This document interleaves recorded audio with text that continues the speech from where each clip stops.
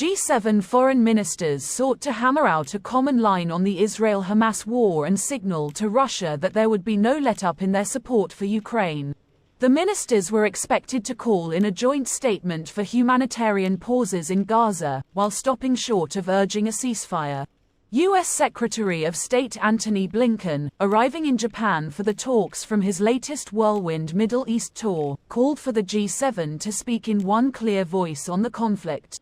Japanese Foreign Minister Yoko Kamiwaka said late that the G7 ministers need to call on the relevant countries to take humanitarian pauses and ensure humanitarian access, which is a precondition for sufficient and continued humanitarian assistance.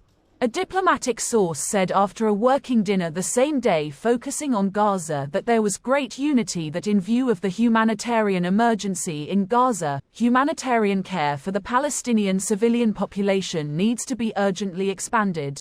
The source added that there were constructive exchanges about humanitarian pauses, as well as the need for discussions among the G7 and other countries in the region about the future of Gaza, and on how to stop the conflict spreading.